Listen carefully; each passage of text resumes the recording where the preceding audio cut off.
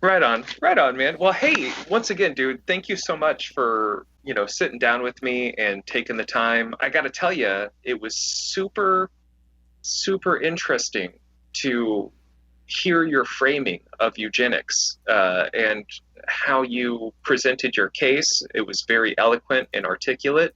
I'm not wanting to challenge you really at all. I just kind of want to understand the fact that anyone from any generation outside of people who were around in the 50s can even correctly define eugenics, set you in the top 10th percentile. There's not so many people have no idea what that word even means. And the fact that you're not only aware of it, but also, for lack of a better framing, pro eugenics, like actually saying, like, yeah, we should really encourage this in society. These guys were really onto something. I've just not ever heard that argument from, maybe you hear that from people who don't entirely understand what it is, or you hear that argument from people who will never say what it actually is, but they support all the tenets of it, and the transhumanists and the different, elements that evolve from it, like evolutionary humanists and different sects that kind of grew out of the eugenics movement. But very, very infrequently will you ever encounter someone in this world who's like, yeah, eugenics, that's the ticket. And I just kind of want to explore that a little bit.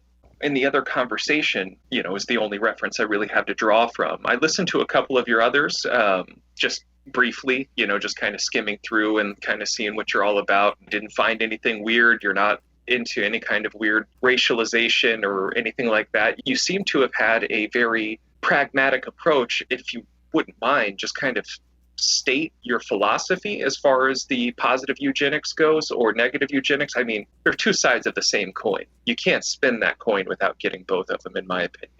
But if you could just kind of lay out your philosophy a little bit. So I don't particularly place an emphasis on the distinction between positive and negative eugenics. I believe positive eugenics is encouraging desirable traits, while negative eugenics is forbidding undesirable traits. I don't particularly look at myself through either of those lenses. I think those are perfectly compatible, and I think both of them are perfectly compatible with human rights. I do make sure that I don't propose any policies that might end up having disastrous effects down the line. We've seen eugenics been tried multiple times throughout the centuries, and it's never really gone well because the people who supported eugenics back then didn't really understand which genes or biological classifications actually meant something. So they usually went the route of, trying to breed out black people or something like that. So I'm very wary of all those different distinctions that you could make. But fundamentally, the reason why I support eugenics is basically based on morals. As a left-winger, I think it's imperative that all people have as much equal opportunity and as much opportunity as possible. And I don't think that's possible if we just randomly allow people to have whatever children they want, knowing, for example, that a lot of them will have serious genetic illnesses that will prevent them from having a full life. But just as a clarification, I haven't personally encountered any actual eugenicists. I mean, it was such a wide stretching movement within the scientific ideology of early 20th century. Of course, you have a few nut jobs here or there that are, working on whatever they're working on to breed certain things out, the Charles Davenports. But when you actually go back to the Francis Galton and then, his torchbearer would be Julian Huxley, there was never actually any conversation on breeding out any certain races. As far as the actual eugenicists were concerned, it was more on a level of we're all one race, we're the human race. And Galton often, I think he even stated it in the book that gives eugenics its namesake, is essentially laying out that there are people in China that are far superior to the average commoner in Britain at the time. He was saying, I would rather, that person breed and propagate those genes more so. There was never any breeding out black people or anything. It was more of on a level of trying to bring out the best among the entire race. Well, yeah, and I think more than just recognizing that we are all one race is the concerted effort to keep us one race. We wouldn't want all the rich people to be having designer babies and slowly upping their genetic potential while all the commoners stay where they are and basically just like eventually, if you have enough capitalists trying to design all their babies and enough other people not designing their babies, eventually you will get two separate human races. And at that point, like, we don't even know what we'd do. Would the objectively superior breed of humans actually be justified in oppressing the lower humans? We probably don't want to get to that point because we don't want that oppression to create its own justification in the future. You bring up a really wonderful point. I guess I would have to ask you, there's a huge consensus in a certain group of thinking that the hole that eugenics filled was what you would call the ruling class justifying their position of rule over everyone else. You know, you had, especially in places like America, that's why it took on so strong, because the Rockefellers weren't from a royal family or anything like that. But this really fueled their justification of their place in society now because they're of superior genius. So they're able to say, oh, well, we are what the others are striving to be. And it was able to give kind of a definition to why the royal families always bred within the royal families and why so it was kind of filling that blank for them. So designer babies are kind of a thing that's already been happening. Ever since Hereditary Genius was published in 1865, we've had what you would call the ruling classes of society interbreeding with one another, which is, the implementation of the sorority system. We had the fraternal societies and the academics establishment of the royal societies. The fraternities have been in place for 100 years before sororities showed up. And the reason sororities showed up is because they started having this discussion about realizing that they really need to start breeding their human stock like they breed their animal stock. And they really need to start consolidating this stuff. So we're already kind of almost 200 years into that. I guess my question would be, would you think that eugenics is something that is alive today or something that kind of needs to be revitalized? I think it's both. I am a socialist, so I often argue that there are elements of socialism alive within American society despite us living in a capitalist society. I would also argue that there are elements of eugenics going on in our society as well. The most obvious example, in fact, probably the only example I can really think of, is incest. Currently, I believe incest is illegal in all of the United States. I imagine that the reason for that is at least partly because we don't want people with super similar genes breeding together, because that increases the likelihood of inheriting some serious genetic diseases. So at some point, most people, unless they support legalizing all incest, at some point, almost all people support some level of eugenics. Where we should explore is how far we want to take it. And I would argue that we should take it far more and far higher than we currently have today.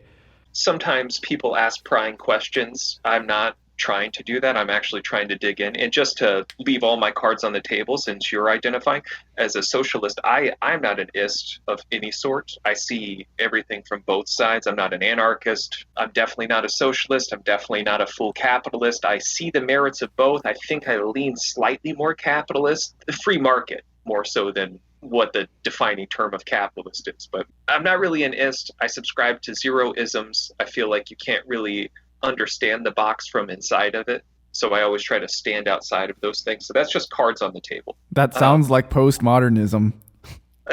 To a degree. I mean, my hero is Noam Chomsky. That's the guy I grew up reading. He was, one of the original structuralists, but he also had a very pragmatic view in that movement. So, I mean, there's a level of that in my philosophy and outlook on life. Objectivity is impossible. I understand that and I embrace that. But at the same time, once you're embedded in something, it's almost impossible to climb out of it. So I've just always, I followed that whole, there's an old Timothy Leary line about, beliefs allow your mind to stop functioning. A non-functioning mind is a dead mind. So I've just always kind of considered that as once you actually buy into something, you're no longer able to hold that critical view. And so I don't subscribe to either. I think both have their merits and downsides, and we can get into that a little bit further. But my question more so was like, where are you reading about eugenics, and where is your view coming from? As far as, I've read Francis Galton's work, I've read a lot of Julian Huxley's stuff. Right now, I'm reading Carl Pearson's book on Francis Galton, and these are the people that I'm kind of, those are my touchstones. What's your touchstone into this world? Well, I hate to disappoint you, and I feel like I might be kind of an imposter here, but I don't particularly have any sources that I read eugenics theory from. Yeah, You just kind of picked it up as an understanding of what it is. Yeah, I mean, it was basically an extension of my knowledge about how human rights work, how consent forms, and a little bit of influence from socialist and anarchist theory, that the different ways that the world and society can coerce people. I don't see that people who don't exist yet, I don't see how that cannot be applied if we know that they will exist in the future, and that we know that the future that they will be born into will have some measure of coercion into it. I mean, if you look at it from a purely anti-natalist point of view, you can use the tools already at your disposal to arrive at something of an anti-natalist worldview. And I kind of have that fleshed out a little bit more beyond just, oh yeah, it's usually wrong to give birth. I've fleshed it out a little bit more to say that I think there is a burden of proof that you can meet, at which point it could be worth it to bring another child into the world. Okay, so what you're kind of like, it sounds like what you're kind of wrestling with is and this is, please correct me if I'm wrong, but I think we all kind of go through this stage in our lives of like, what the fuck? Why would you bring me into this place? Like, almost like this is unjustified punishment of, just life is suffering, and you're just bringing another life into suffering. And if you're not prepared or ready for it, or even the most affluent people in the world are some of them, they experience suffering on some of the most extreme levels because they just never know happiness. They never know if anybody ever really life is misery. So is it kind of like, are you reaching for this for a justification or an understanding of that? Or is the coercion of life, what about life is coercion to you? What about the human experience is separate from another animal or another species being born? Like, is life all coercion? First of all, I don't think there's a fundamental difference between the human experience and an animal experience. Perhaps the animal perceives less of it, and perhaps certain animals or certain organisms are less capable of suffering. But I think it's a sliding scale. I don't think there's at any point a cutoff between humans and any other type of animal. My principles would apply to them as well. So giving birth is a violation of consent. We know that if you give birth to someone, someone will exist who didn't before, who has had their rights violated. Someone will exist who has been brought into this world without their consent. That is obviously one form of coercion that you cannot get into life without. And of course, the moment you are born, you are also coerced by a million other things, whether it be your natural desire to find food and shelter and things to fuck, or whether it's our society and we're forced to work for starvation wages and worry about what is going to happen in the future. We're forced to worry about outside forces coming in and taking everything that we hold dear. The entire world is full of coercive forces. And that's not saying that there isn't good stuff in it as well. But generally, when we violate somebody's consent, you can basically take responsibility for not a lot of the good stuff, but you have to take responsibility for all of the bad stuff if you violate someone's consent in doing so. You make a strong argument. I'll say that. I do want to say, though, that I feel like you're, I guess, maybe overvaluing consent in the puzzle a little bit. And I'm not saying that you're wrong. Fuck, what is right or wrong? I have no idea. Still examining at what point in human existence has there ever been that, so it's like when you're mad at something that exists without anybody ever having any control, it's almost like being mad at the plug that is giving you power. Do you just want to unplug it? Do you just want there to be no power? By looking at like a human life being born into this world as a violation of consent, I think you're not really doing justice to the process in which that's involved. And like, yeah, I agree, but to an extent, like they didn't ask to be born. I didn't ask to be born. You didn't. None of us did. But then what's more valuable, life or consent? I don't necessarily think life is valuable. I think there is a very strong argument for the negative value of life. When you take into account the facts of our human psychology, is, for example, the negativity bias or the happiness treadmill or the positivity offset, a bunch of psychological factors puzzle in to give us a clue as to the ultimate value of life and whether throughout your life you have more pleasure or you experience more suffering. And it seems to be overwhelmingly the case that each person always experiences vastly more suffering than they experience pleasure. So I think there is a good argument to be made that, at least in our current form as humans, it is impossible for any singular human to have a life that is singularly worth living. The reason why I support eugenics rather than immediate human extinction, besides practicality and all that, is that I think it's possible for someone to be born, have a negative value for their own life, but contribute so much to other people's lives that their life is worth living in the end due to all the contributions that they make to everybody else. Now, that is a very high bar to clear, and that's why I want a very stringent eugenic policy. But I'm also aware of how things can and obviously will go wrong, which is why I want to start slow and start with common sense measures like not allowing people that we test and know that they will have children with genetic diseases, not allowing people to give birth to children knowing that their children will suffer and then die. No, I get that, and that was the argument for eugenics. That was the thing that when I first started my research on it, I was kind of in the same boat as everybody else of just thinking, oh, this evil word. But then once I got to really understand that, at the time, especially at the time in society during the asylum systems, they were trying to figure out what is a more humane road. It's based on probability. Francis Galton and Carl Pearson developed eugenics. They're, the fathers of modern statistics. It's based on genetic probability. And the probability that someone with severe mental deficiencies is going to have a child with severe mental deficiencies is almost a certainty. Their thought process was, is it more humane to prevent that child from being born or allow it to be born only to later live out its life in suffering in an institution and as a burden to society to support it in that institution? So that's where all of this comes from, was a very positive place of like, what is the most humane course of action? Life is suffering and these poor devils are just going to suffer. So let's just make sure they don't even make it, and that had so many implications later on, but fundamentally it was a very, very just well-intended idea. I want to kind of look into something though. It sounds like, from how you just kind of said it out loud, it sounds like you kind of analyze life as if there is some kind of a balance sheet. Like like you had said something about like someone who does so much good in the world or does so much for other people contributes so much positivity that it helps to negate the negative balance.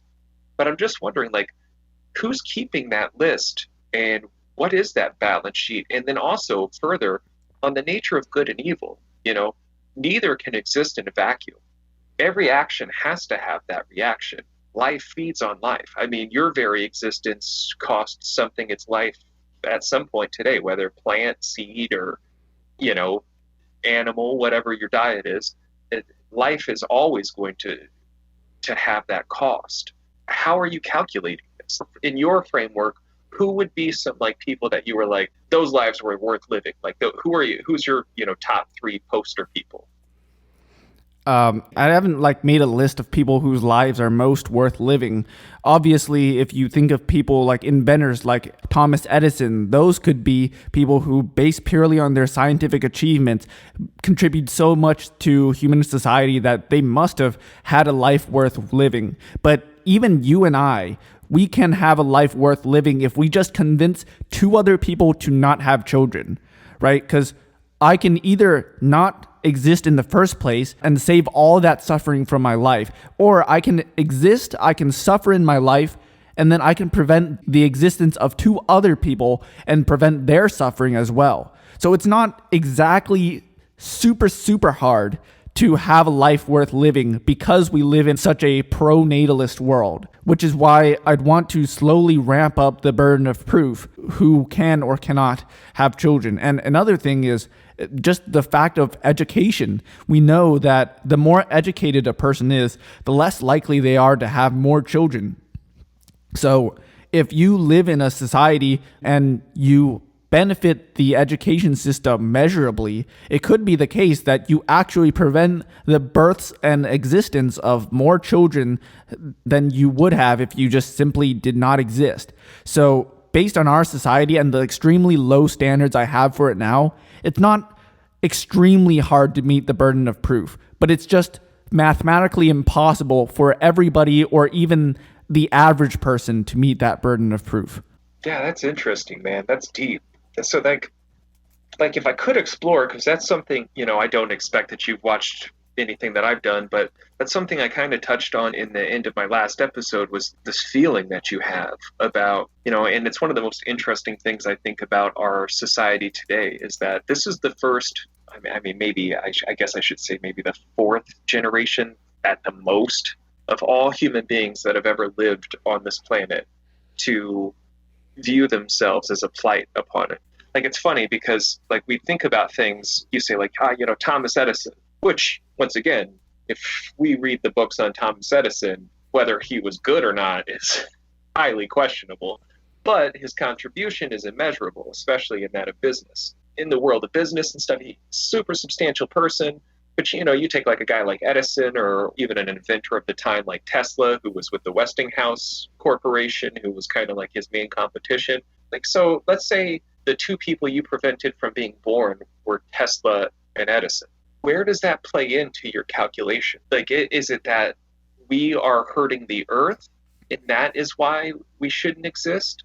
Or is it that we don't have enough to contribute as people? Or where is that feeling coming from that we're of more value not existing? I don't think there's anything specifically intrinsically valuable about Earth. I mean, without life on it, which I argue is more bad than good, without life on it, Earth would just be another brown rock, right, floating in the middle of space.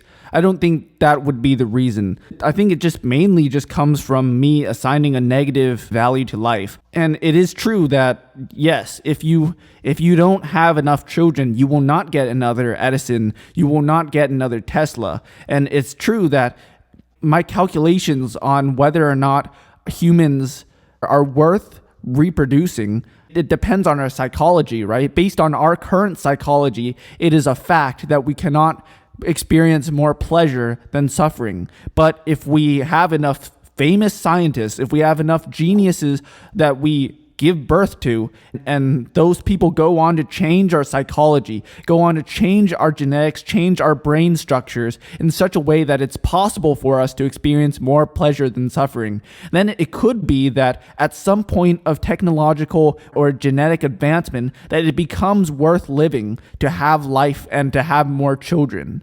So there is sort of like a cost-benefit analysis. Do we want to just shut down the experiment right now, cut our losses, and just end the experiment of life in the universe completely right now? Or do we want to take this bet, this extremely bad bet, that we will somehow be able to find a way in the future to make life worth living? It's a very interesting question, and I'm not sure I have the answer.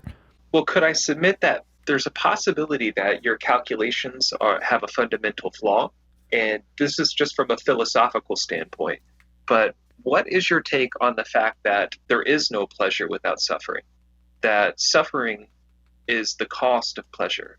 There's an old colloquial saying about, happiness is the end of the workday. A farmer is standing out on his porch staring at the crops he has just planted. That's true happiness, of working through the suffering, working through those difficult times, You just had 8 hours, 12 hours, however long of hell, and now you're sitting there admiring all that suffering has accomplished, and that is the price. Otherwise, what you're kind of describing is, and I don't know if you've read it or not, but it is Brave New World, essentially perfectly encapsulating the synopsis of that book. Pleasure centers being the main focal point of the society, and those are being used to guide the social activities of the human species. Everybody's high on soma and fucking all day. That's their life. So, I mean, I just kind of want to get to the bottom of that. Like, have you considered that there's a possibility that pleasure comes at a cost? Well, there's also another reason. Our minds evolutionarily, and this is from what I understand a fact, I'm not a psychologist, but psychologists have told me that our mind holds on to the negative because that's an evolutionary strength. So our memory banks store those negatives. So it stores those negatives as a reminder not to do this, not to do that. That's how you learn from your mistakes. Whereas if you sit in a psychiatrist's office and they ask you, name 5 things that happened good to you this week, you'll have a whole lot more trouble than if they say, name 5 things bad that happened to you this week. You'll always remember that bad over the good. And once again, that could be because it costs bad to get good, but then there's also that offsetting factor of your mind is retaining much more bad than good. Regarding the proposed necessity to have bad or else you cannot have good, I'd like to turn it around a little bit to see if that might reveal some ways to think about it. So, would you say that it's impossible to have suffering without pleasure? I wouldn't think so. I could imagine a scenario where someone was born and throughout their entire life they did nothing but suffer and never felt a single moment of pleasure. So, if you turn it around again and say, okay, is it possible for you to have pleasure without suffering? Maybe that's the case, but then that should be an argument in favor of my position that it's possible to have suffering without pleasure, but it's not possible to have pleasure without suffering. But wouldn't that just naturally make it the case that life has a negative value? And the other thing is, if most people were to ask me that question, I could redirect them to a different question, which is, do you believe in heaven? Do you believe in a possibility, any alternate dimension where you could have eternal bliss? I know that a lot of religious people seem to think so, and so if you were religious, you might stop there. But if not, if you wanted to stick with the purely secular point of view, then I would say that all of our experiences of pleasure and suffering and how those two relate together are bound within our psychology. So it is true that within our psychology, we only experience pleasure because we fulfilled a desire. And that desire, the way it drives us is through small amounts of suffering. I suffer because I don't have this thing that I desire. And that's why I move toward it. And when I finally achieve it, I experience pleasure. But that's only based on our current psychology and the way our brains are currently functioning. So again, I think it's very possible that in the future, it is very possible to have a world where we have pleasure without any sense of suffering at all. It's a little utopian. So I always stray away from that. But I caught a couple discrepancies that I just want to bring up, just to kind of bring it back. The pleasure is a reward system in our brains. It's not because we had a desire satiated. And in fact, desire is the key principle behind all of suffering. One of the many brilliant minds that have come out of Buddhism had discovered that desire is the only fundamental causation of suffering. You want and you desire, and it's not fulfilled. That's why the Zen Buddhism even exists, is because they've learned how to find happiness in their work. They've learned how to do these things. They've learned how to discover happiness and circumvent their system by not desiring. They desire nothing. There's nothing. They don't suffer. Their whole day is fine. They're happy to work. But the reward system that we experience as pleasure comes from not that we desired that crop to be planted, but we knew it had to be, and we did it, and we're proud of ourselves. Just as an example, you were saying like someone who has never known pleasure, they've only known suffering. They've only known suffering. Well, I would argue that they will eventually find pleasure. And when they do find pleasure, it might not be something from something that we find pleasure in, but their brain is hardwired to have a reward system. So maybe it's their water break, maybe it's the whatever, but they will find pleasure. And then even more so, they will have a more extreme reaction to any type of pleasure that actually creeps in. So if any kind of pleasure creeps into their life, they experience it on a much higher level than any of us ever would. So it's the same thing if you take a child from an impoverished third world country and you bring them to Olive Garden, that kid is on overload, whereas our kids are bored and tired of this, so it's just feel like there might be a slight disconnect in how you're viewing things and then how things actually are wired into our brain. Well, I don't think that's a disconnect at all. I mean, basically what you seem to be describing is the happiness treadmill, where whenever you gain something, you can only experience satisfaction from that gain for so long before you start to take it for granted, and then you have to move on to the next thing. So you could argue then that we should start everybody out lower. Maybe we should have everybody start out starving in Africa and then slowly ramp up the happiness in their life and their life quality and hope that maybe that'll be enough to have more pleasure overall than suffering. I'm not sure that that's such a great strategy, if I do say so myself. No, that's a terrible strategy. And yeah, I'm not proposing that. Let's try to abstract it for a moment, and let's think about dogs. Any animal you choose, they have pleasure reward systems as well. And they're not tied to any kind of a expectation. I don't know. I was just laying on a pillow. Now I'm laying on the damn ground. What is this all? Nobody's into that. We're all hardwired to experience this. Those children who are starving in Africa laugh and have a great day all the same. They'll play. They'll have what we would view as like, oh, this is a terrible existence, has just become existence because they don't have the cross comparison. I'm not saying like, oh, let's build a better model of life, or that if you start one place and when you get to the other, you'll be happier. I'm just saying that life finds a way to be, I guess happy is even the wrong word, to find pleasure in any circumstance, and in every circumstance.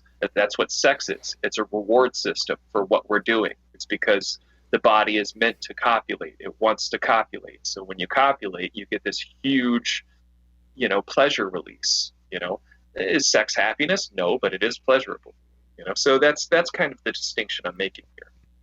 Well, sure. And of course, that would also be fundamentally baked into our psychology, right? If it was the case that we could live in terrible circumstances and not experience any sort of pleasure, we would have all killed ourselves already, right? That's not a great recipe for evolutionary success. So yeah, it is the case that we're born and hardwired to be optimistic about our circumstances despite all evidence to the contrary. But I don't think that necessarily makes it the case that life is worth living. It seems like we only believe it to be so because we must as humans.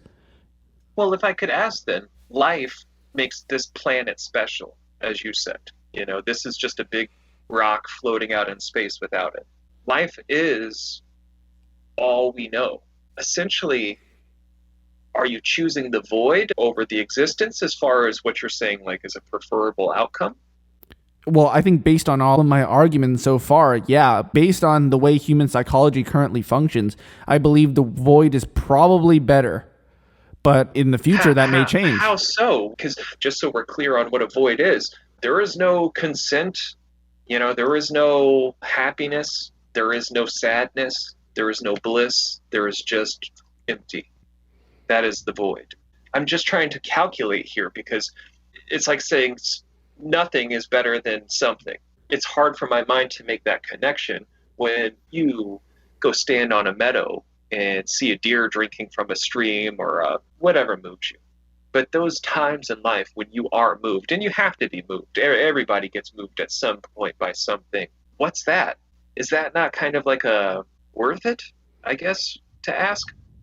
I mean, you may believe so if you're not using the pleasure suffering equation as Yeah, if you're the not way like carrying your balance sheet with you. Yeah, if you're not carrying the balance sheet with you, then you could just point at something beautiful and say, hey, that makes life worth living. And I mean, I'm not going to kill you. I'm not going to like genocide all of you, you know? If you Thank you for that. If you think life is worth living, you can go ahead and do that. I'm not going to violate your consent and create extra suffering just to do what I think might be right for you. But I think if we were going to be objective about this, or as close to objective as we can be with everything being affected by our psychology, as I've mentioned a lot, then it would be the case that no, standing in that meadow and watching the deer drink water is not worth it because, well, just think of the deer. It's thirsty. It has to drink water or else it will die. Right. Well, that's all of us. Yeah, life feeds on life. That is the nature of life, right? We're all just one big organism. We're all just connected. And we are the grass.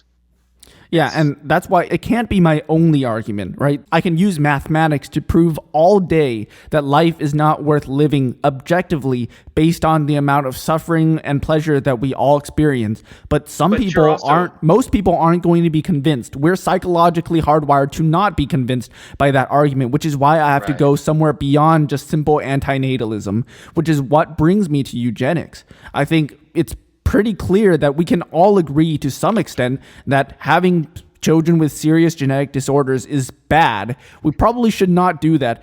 We can all agree that having children who are smarter is probably better. We can all agree that preventative care is the most effective form of healthcare and that we can conserve resources to use for other people who exist today who can use it better. These are common sense policies that we can all agree on, but the thing is, the word eugenics being tied to it somehow makes people back away and be afraid with it. And I don't want that to happen. I don't see any way where we could enact any of these policies without rehabilitating the term. I don't want to run away from the term. It will not help. It will inevitably come back and be used as a talking point.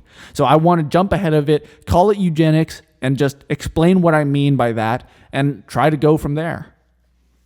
Well, sir, I'll pose to you this. It's actually already been renamed. There's a vast amount of documentation. My whole first episode is about kind of the rebranding of eugenics. After World War II, for obvious reasons, eugenics caught a bad rap. The eugenics societies of the world tried to band together and explain to everyone, look, that's negative eugenics, we're about positive eugenics. And then finally it was kind of decided that the entire name needed to be just abandoned and they just needed to rebrand it. So that's where evolutionary humanism came into play. So you have, as an institutional policy, you have Julian Huxley, who's the founder of UNESCO, suggesting this alternate path to go on that. And I've got quotes from him saying essentially like, it's going to take generations for people to accept eugenic policies. And in order to get them to accept these policies, we have to call it something else. And so that's kind of what they've done. So it's not that eugenics ever disappeared or went away. So you can actually rest very easily if this is your desired outcome, because that's exactly what's happening. Julian Huxley's also the father of transhumanism. So this is all the same person. This is the president of the British Eugenics Society. This is Francis Galton's, biggest fan, grandson of T.H. Huxley, and the brother of Aldous Huxley, who's the guy who wrote Brave New World, who's the world you're describing. You're saying, hey, I want all this shit to happen. Well, that's exactly how Aldous Huxley, his brother, predicted it would happen in like 1936 when he wrote the book.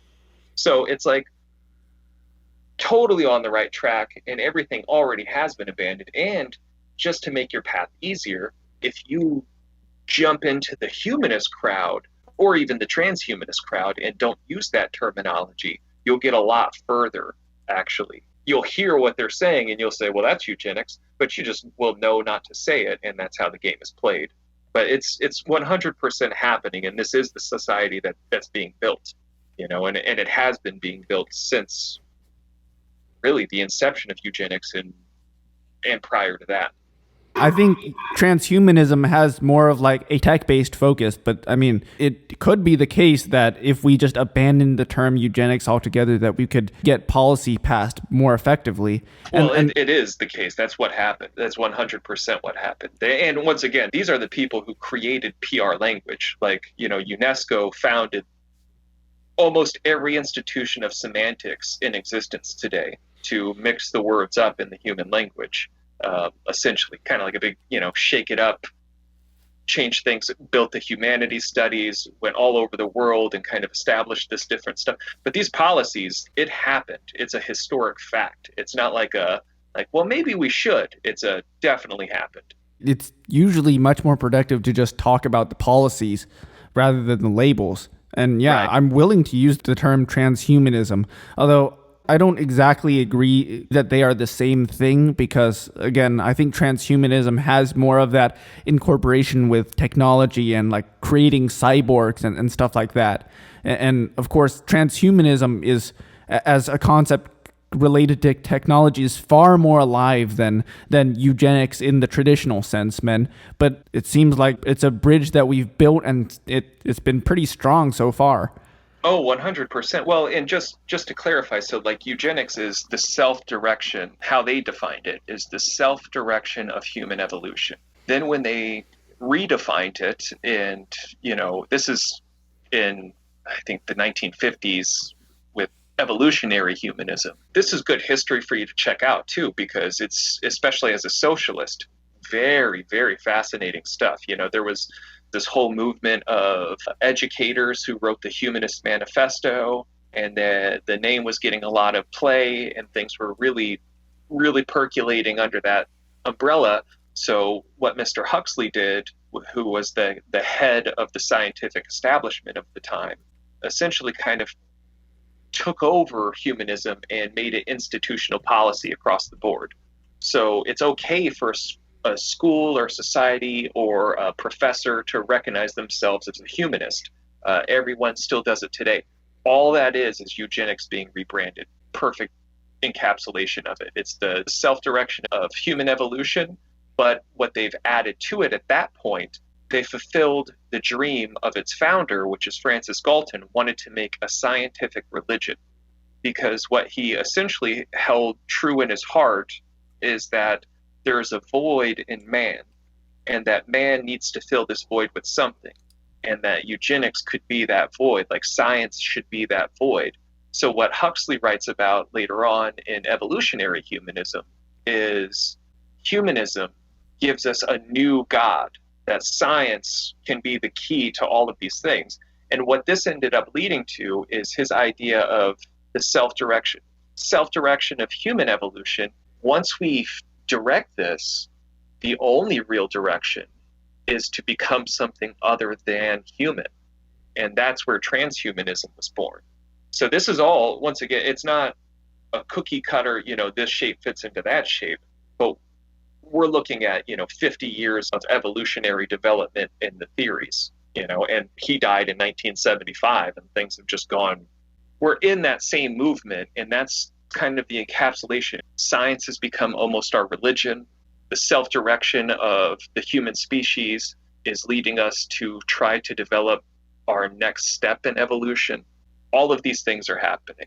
If that takes any weight off your shoulders, I don't know, but it's definitely, what you're kind of preaching, you're taking a very hard road to go at it. Whereas if you just kind of joined into the establishment's already there. They're already heading in that direction. I mean, I think I can agree with that. I mean, would you recommend that I stop using the term eugenics? I like that you do. It's a more honest thing. I'm telling you, it's taken me thousands of hours of research and hundreds of hours of production time to just try to make a 25-minute case that eugenics is still prevalent in society. It's been so cleverly rebranded. For you to try to pull it out of that trash can and use it again seems very self-defeating, where you could just climb in and realize like, okay, so they're not calling it this, but it really is this. It is the self-direction of human evolution.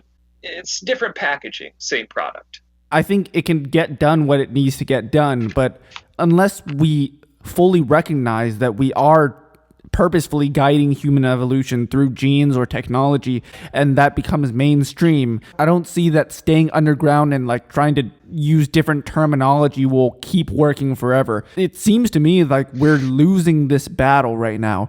It doesn't seem like the dysgenic effects that natural in society are being outweighed by what little remains of the eugenic or transhumanist movement. That's why I want to like reach bigger audiences, which is why I put in my debates that I want to debate eugenics. Like, who cares about debating transhumanism? Most people don't even know what that is. But if someone says in a debate, look, we're debating eugenics, and then they say, what the? This guy, a Nazi, let me see. And then they realize that it's not exactly what they thought it would be. It's an attention-grabbing term. So you're looking for that kind of flashpoint moment where you can grab the attention and you can pull them in. Yeah, so I think there's different strategies you can use. If you're trying to spread the message to people who are already sympathetic to your cause, you might want to use softer terms. If you want to just blitz people with just the information, if you want to just attract attention, I see how straight up just using the terms eugenics, it could have a positive effect when used correctly. I'm still on the fence as far as, the moral implications of it. Like I said, I started off thinking, oh, this evil word. You start reading Julian Huxley, and he's not a bad guy.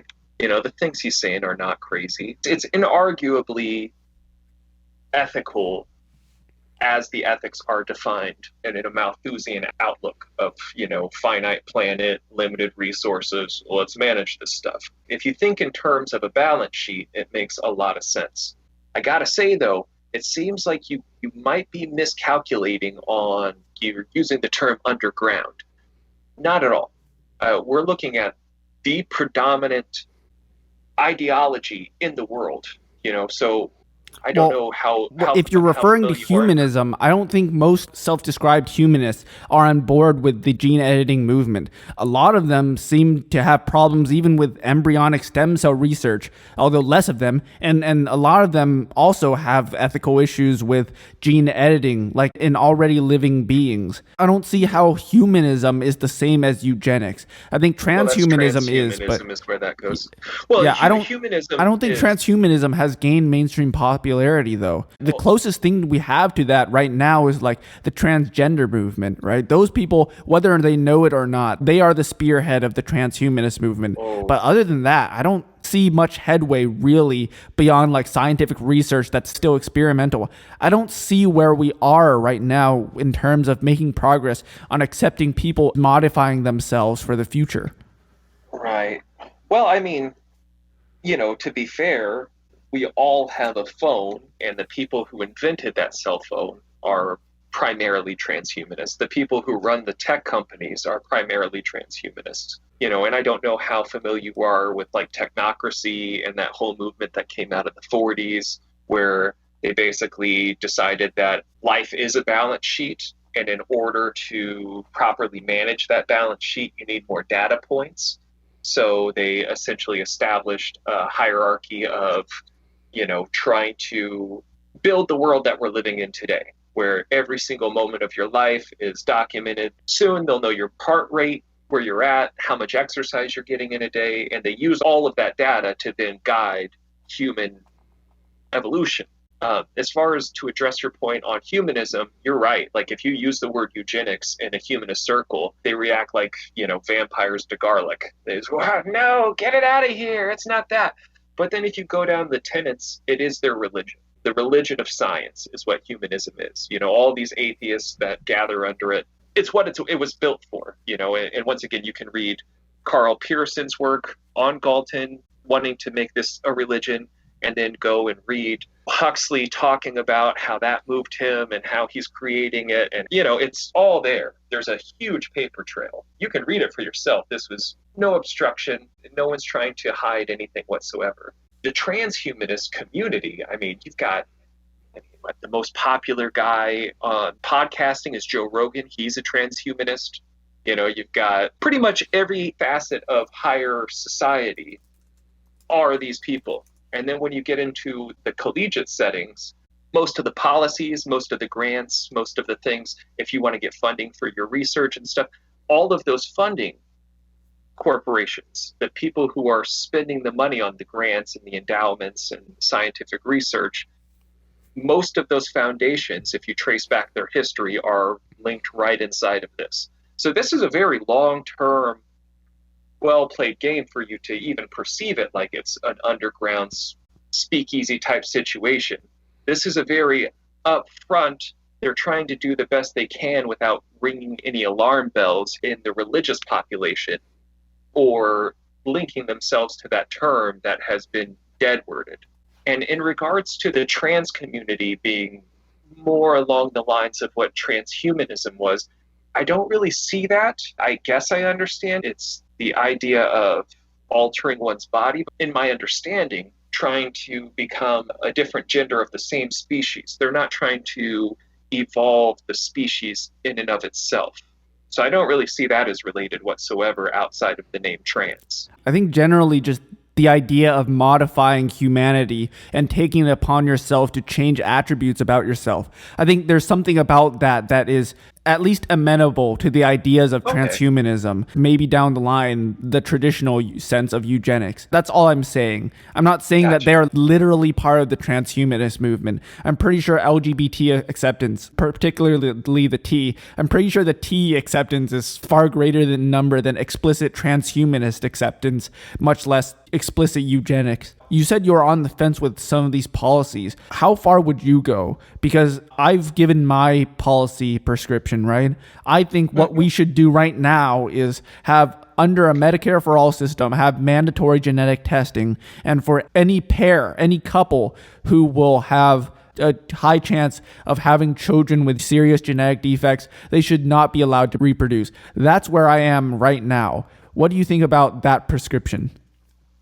I think that is severely short-sighted, if I could say. You know, most of the most brilliant people that have ever existed in the history of humanity, and I say this as a lifelong amateur historian, I live in the past. It's my time travel. They're always off.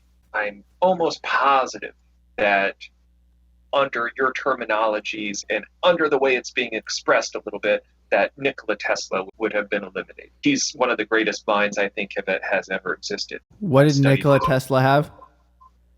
Well, he was a very odd guy. He was very off-centered. He was from a very poor family. They were peasants. It's been years since I've read his biography, but he was, if nothing else, probably mildly to severely autistic. I don't know the clinical expressions. He could never relate to anyone. I don't think communicate in human society. He ended his life basically hanging out with pigeons because people didn't make sense to him. I want to say, just for the record, that I've seen some sources suggesting that autism is not necessarily a disorder and that people with autism can function reasonably well. So, I mean, I wouldn't necessarily endorse eliminating autism. There might be some evolutionary value there. I'm not sure. I haven't made up my mind, but I would want to be careful in deciding which diseases I put onto this blacklist, obviously things like Tay-Sachs disease, I think that can be pretty safe to strike off the list of things that are acceptable, but other things like autism. Under this terminology, and I'm sorry to cut you off, but just to build on what you're saying, look at Stephen Hawking's. Stephen Hawking's life is, fuck, who would want that? Nobody. I'm sure what he had was genetic on some level. If you could trace that back and you could look at this guy's life, wow, that would have been canceled before it started. However, his existence, his living through that life, that suffering that he paid for, gave gains to the entirety of our species and how we understand our place in the universe. Well, I think there's something problematic about the way that you think about these things, because this is like a spotlight fallacy. You're putting a spotlight on the few people who worked through these diseases like Stephen Hawking or Helen Keller, when the fact is you could say that about anybody, especially people who didn't even exist in the first place. There are an infinite amount of potential people who have not been born and will never get the opportunity to be born, who also could have made significant scientific achievements and huge technological advancements, but since they were never born, we missed out on those opportunities. We have to be courageous, and we have to recognize that no matter who we choose to reproduce and no matter who gets to or is forced to enter this world, we have to understand that we are taking a chance, and we have to understand that what we're doing is not surefire. We can't guarantee that just because someone is born with 150 IQ and that they're given a good childhood, we can't guarantee that they will grow up to become Albert Einstein. But if you easily be Ted Bundy. Yeah, but that's the case. We must make a decision. For every egg cell that a woman produces, any sperm cell could fertilize that egg cell and create a vast amount of different potential humans. So even by allowing somebody to reproduce, the fact that one sperm and not another inseminated and produced a new human necessarily means that an infinite amount of potential humans have also lost out on the right to live. So I don't like it when we say that, oh wow, we would have missed out on this opportunity, we would have missed out on that opportunity had we had this eugenic policy, because other opportunities would have arisen, and that this is just a statistical game that we're playing. We don't have to be sure about everything to know that we're on the right track. Right.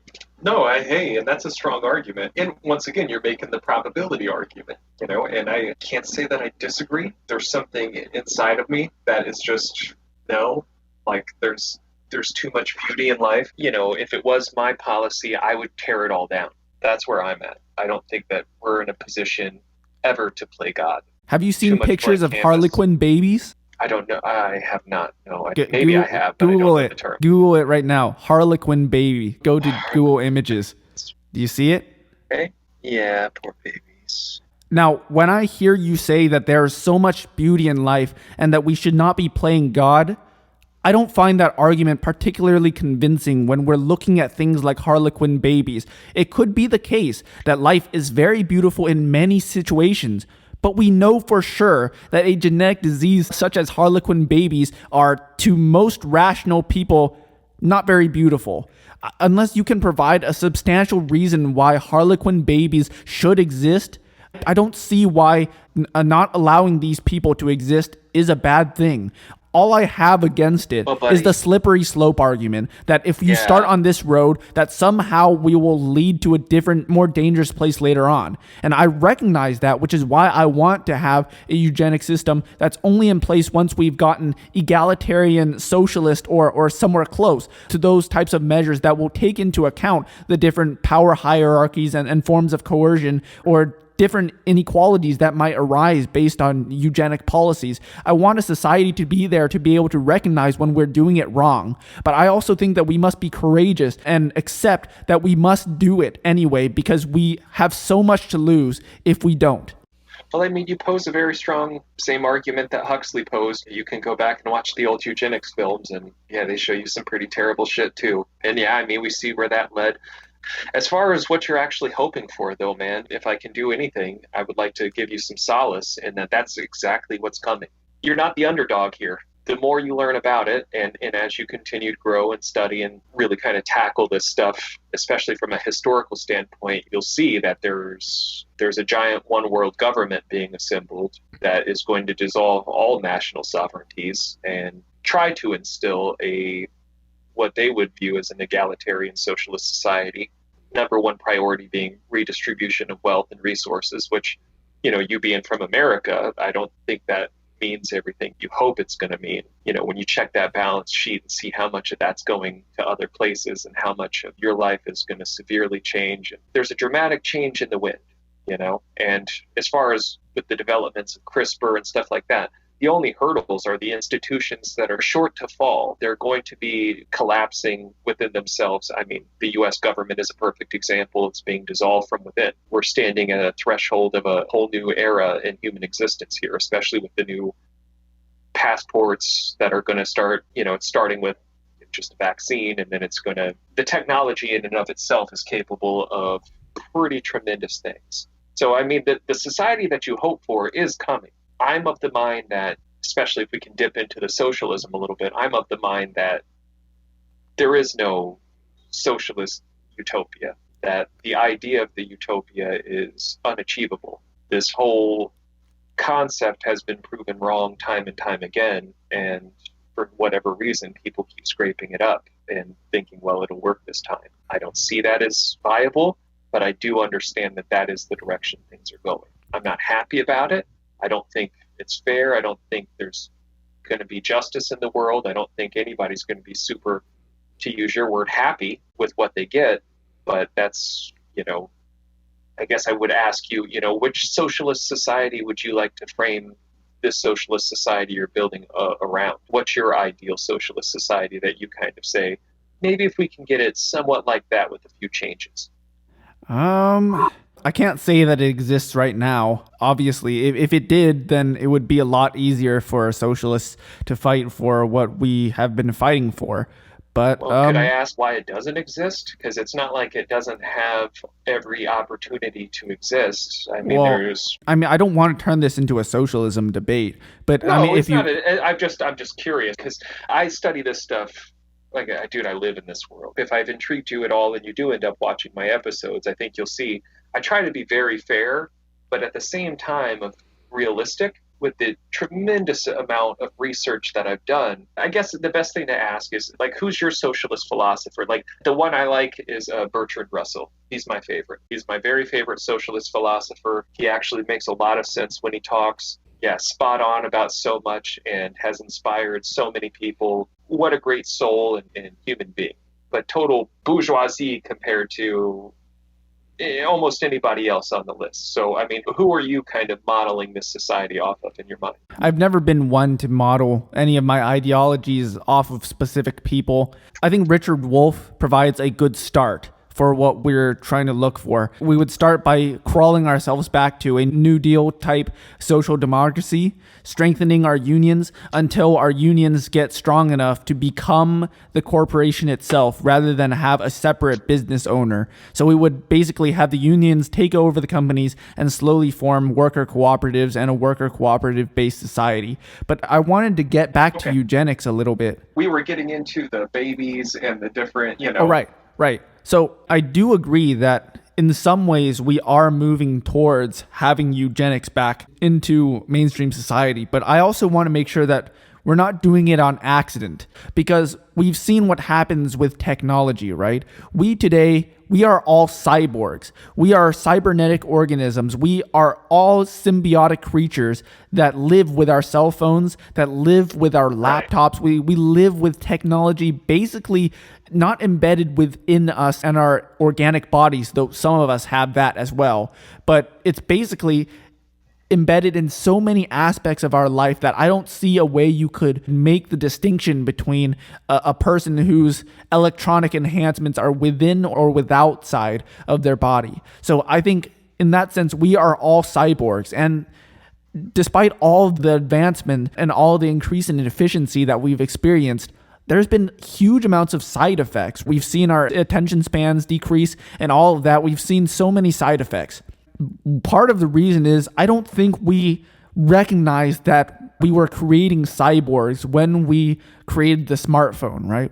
We didn't recognize that all these technological advancements would change us fundamentally, and it would change our psychology and the way our brains develop as we grow up with an iPad within reach. So I want to make sure that even if we do end up enacting some of the policies that I like, I want to make sure that we're doing it on purpose, not just saying that we'll study CRISPR and that we'll study genetic engineering and go from there. I don't want it to just be the fact that we're using GMOs in our seeds and doing that for profit instead of looking at the ethical ramifications of it later on. I want us to hone in and know exactly what we're doing. We are modifying organic life for the better, and here's how we are going to do it, and here's all the problems we can see ahead of us, and we are going to address each and every one of them, or create a society capable of addressing each and every one of them, so that when the problem arises, it won't already be too late, the way that smartphones and technology have gripped us as humanity. Does that make sense?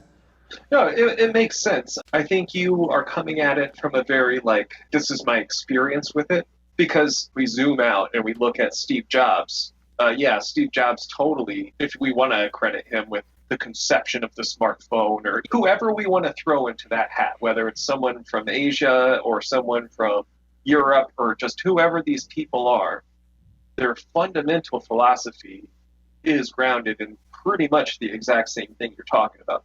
The difference is they have diplomacy, so they understand that you can't just come out and say, hey, look, rats, a new section to your maze. You have to have a different approach. You say, hey, look, there's cheese here. Everybody come get the cheese. And they run into the new section of the maze. So it's diplomacy, and you're taking a very direct approach. I mean, it's also the profit motive, right? Unless we see it coming from a mile away, we will just let the profit motive run off to wherever it wants to be. Yeah, that could create huge, terrible consequences. So I do think we need to jump out ahead of it, because if it is diplomacy and it is the cheese will be convenience. And the cheese on the other end will be money and profit. And I don't want that to be the driving force of our society.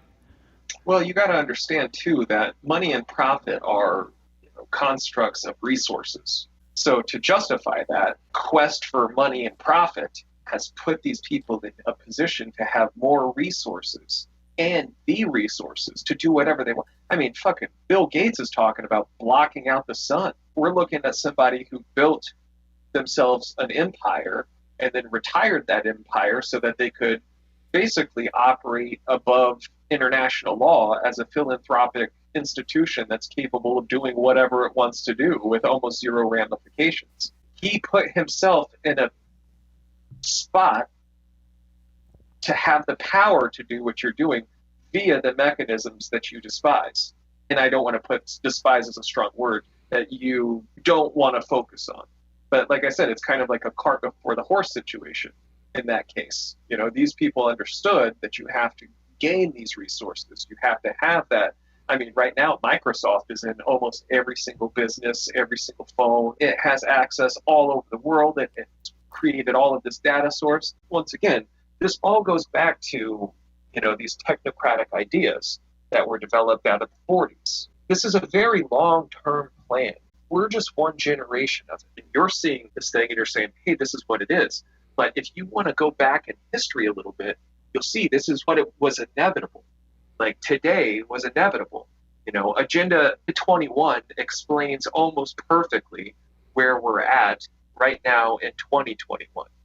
Agenda 2030 is the next plan to get us to 2030. It's not like they're, everybody's just flying and it's all chaos. No, there is a very limited amount of people who have a tremendous amount of resources who are steering human society in certain directions. And you're rooting for the home team in your manner of thought and belief system. I know it feels like, fuck, nobody agrees with me, but I think it's because you're approaching it in a more direct instead of going with what's unsaid. Sometimes you have to read what they're not saying in order to understand what's really being said, if that makes any sense. To see the product as opposed to the process.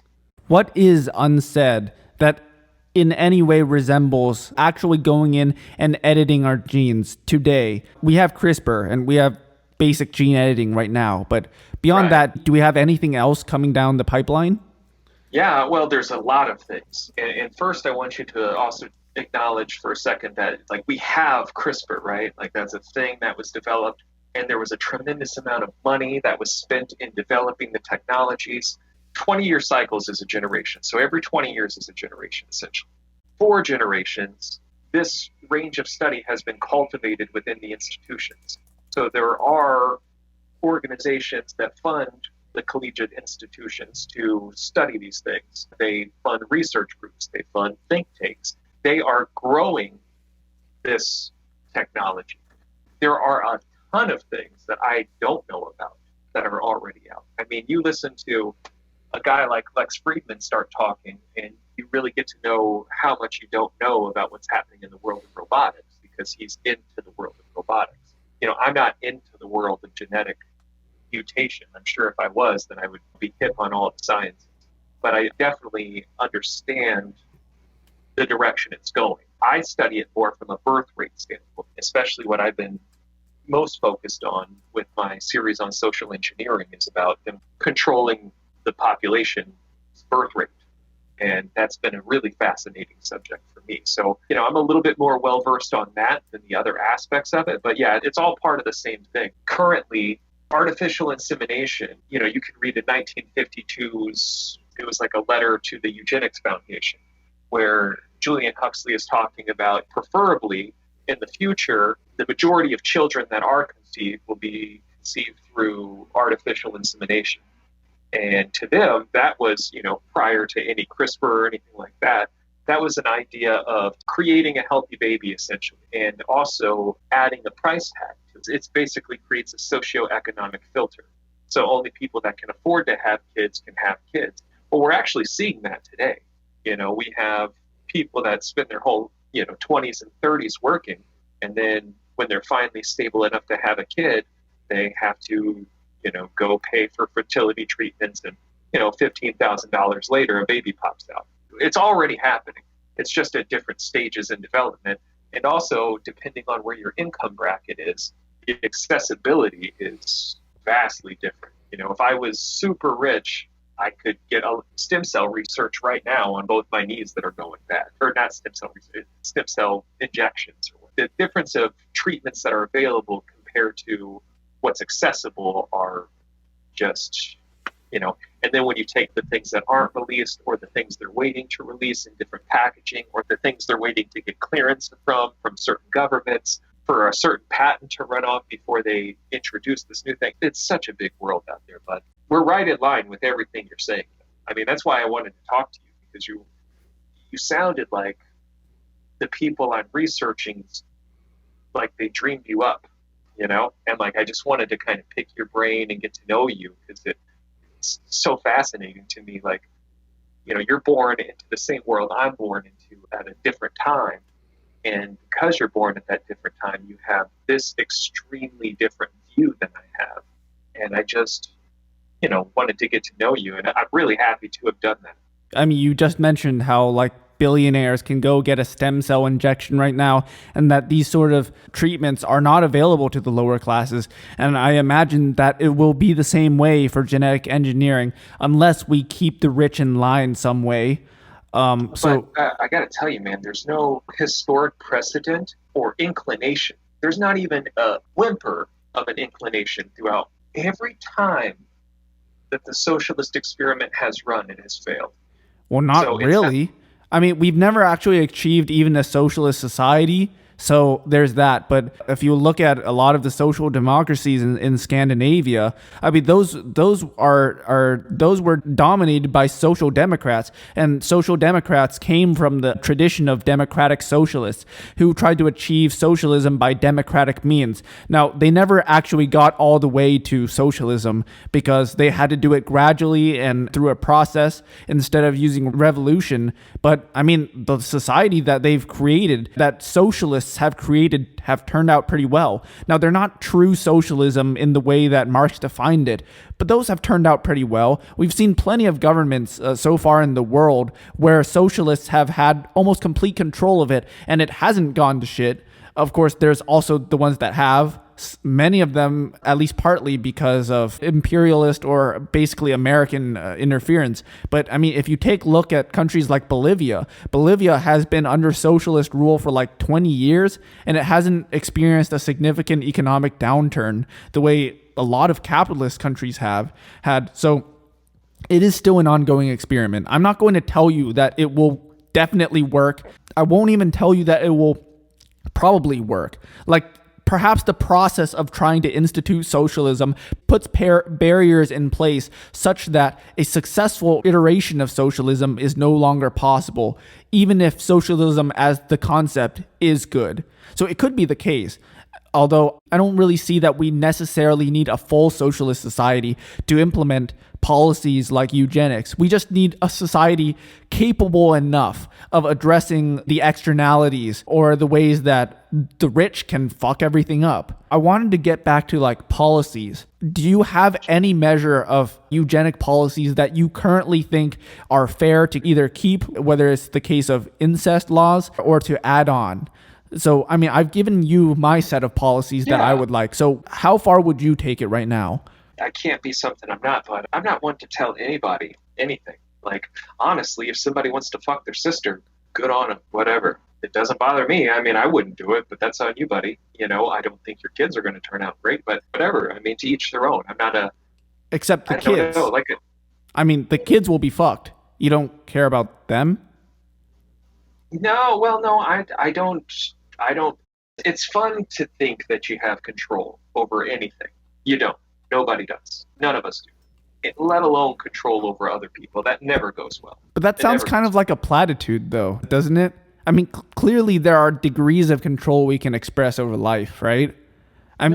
Clearly deciding who does or does not reproduce is more controlling than letting anybody fuck anybody, right? Not that I would limit fucking itself as in the act. Like, if you have a condom on, I don't care if you fuck your sister. I don't Yeah, care. right. I I mean, hey, do your thing. But yeah, then But the I kid don't comes care. I out don't want funny, to. and that's on you though. That's not on me, and it's not on me to decide whether you get to make that decision. And you have to support that kid, and you have to do all that shit. And then if you just take that kid out back and throw it in the swamp, that's also on you, homie. Like, I got nothing. Wait, I what? got no dog That's in that murder. fight. That's murder. Yeah, that's Spartan. Once again, I'm a student of history.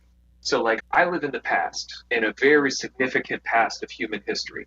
So I don't have the same moral platitudes or ethical composition. To me, ethics is often a way to justify your own wrong actions. Ethics doesn't really guide a moral compass of good.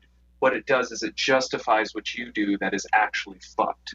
You do something really messed up, and in order to do that, you have to create this ethical composition in which it was the right thing to do. Every war is fought in self-defense. Every war that's ever been waged has been declared in self-defense. It's like, of course it's in self-defense. You always think you're defending yourself. You always think it's a matter of perception and time. Like I said, that's murder, but that's how the Spartans did it. That's how a lot of people did it. Is that the first eugenics? They said only the strong survive. And they did this, and they built this society that ended up conquering all of their neighbors because only strong people made it. Who knows? That's fascinating. And that's where I stop as the observer. I try not to prescribe. I try to describe, and I also try not to link any kind of moral justification or any kind of idealistic vision to anybody else's actions or reactions to things. I just try to understand them for what they were and give them fair credit. And I really try. I try my best. I don't always succeed, but I definitely try my best. Wow, I that's impressive. I call myself a nihilist, but the way you see morality is like you are now a nihilist. I am now Everybodyshook. I'm not. Oh, that's funny. Way to bring that home.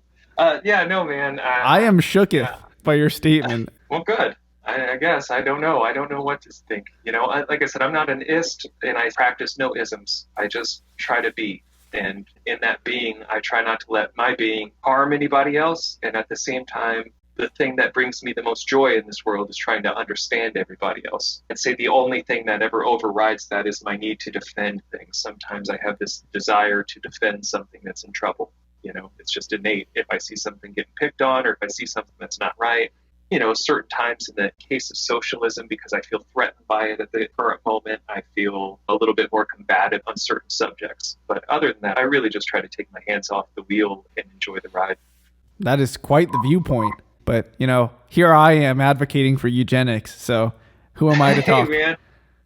Right on. And to each their own. Like I said, dude, I truly appreciate your point of view, and especially you taking the time to share it. You're a super interesting guy. I wish you all the success in where you're going. And I don't know if you'll find success with the eugenics argument. I think you're onto something with it is a conversation starter, but it's also, I'm finding, at least in trying to market and spread a series that is somewhat based in eugenics, it is also a conversation stopper, and almost more so a conversation stopper than it will ever be a starter. And that just comes from there's such a long thread of explanation to even get your average person to understand what eugenics is. So I'm not suggesting you totally reframe it. Hey, keep doing you. But I would just say that from my experience and from what I'm seeing, most people really don't know it, don't like it, don't want to have anything to do with it.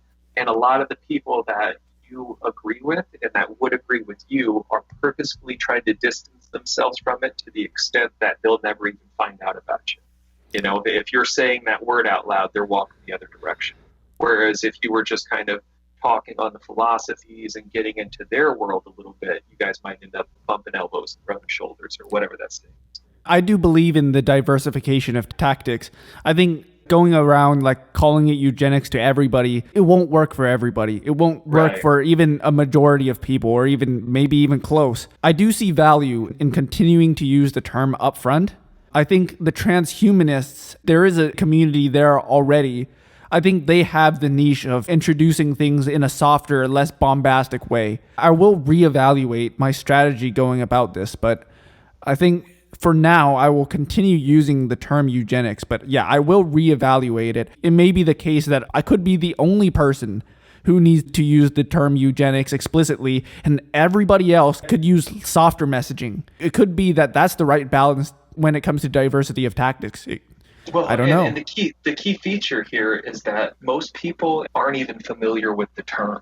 So when you're using it, it's just a bad word to them. Whereas if you express the tenets of it, they're in full support of it. So it's like you saying cunt instead of another word. It's immediately like jarring. Like, well, tactical. I'm not supposed to like that, you know. Tactical N-word, everybody. Let's go. Yeah. Avert. Yeah. So anyhow, we're circling around the same thing. And once again, dude, you're a super unique guy. I ran across you, and yeah, you probably are the only person using the terminology today. And I'm on every forum and everything looking for people who are talking about this stuff. And it's basically just like a bunch of weird racists who don't really know anything. They don't know what eugenics actually is. They just like it because the Nazis liked it. They don't even know. It's like, God damn, that's disgusting. I don't even want to dip my toe in that pool, you know. And then finding someone who's a socialist who also enjoys eugenics was an immediate like, okay, I got to get to know this guy, be my new friend. We got to talk, you know. So once again, dude, you taking the time to even sit down with me and share your thoughts. It's just been great because I spend my whole day reading and studying and analyzing this stuff, and just to be able to share it, it's not really a good conversation topic to bring up at parties. Yeah. I mean, I appreciate you reaching out to me. I'm sorry to disappoint with the fact that I am illiterate and I cannot read. I struggle to tell the difference between theirs and theirs and theirs. But I gotcha. Yeah. Hey, no worries, man. You're definitely super articulate and you're very well put together and you're trying to figure it out. You know, that's awesome, man. Good on you. It's been a pleasure making your acquaintance. And also, you know, don't be a stranger. If you ever want to talk again, just let me know. I'm always down. Or if you need someone to tap on the shoulder for some quick research or a sourcing or something. Yeah, so this is pretty much what I do. So if you want to know anything about eugenics, feel free to hit me up. I'm not a certified scholar, but I could definitely hang with one. Oh, I have not the greatest memory, but if I do remember, we will be in touch. All right, man. So if anybody is watching this, go subscribe to Everybodyshook's channel and subscribe to Annihilist. Is that it? That's it for me, man. Right on. And hey, if you have a chance, check out my series because I think you might be one of the few people in the world who might actually enjoy it on some level. We do it? Did we do it? I think we did it. We did it. All right, my man. Right. Well, you have a good rest of your night. You too. All right, bye. Bye. I'm and I approve this message.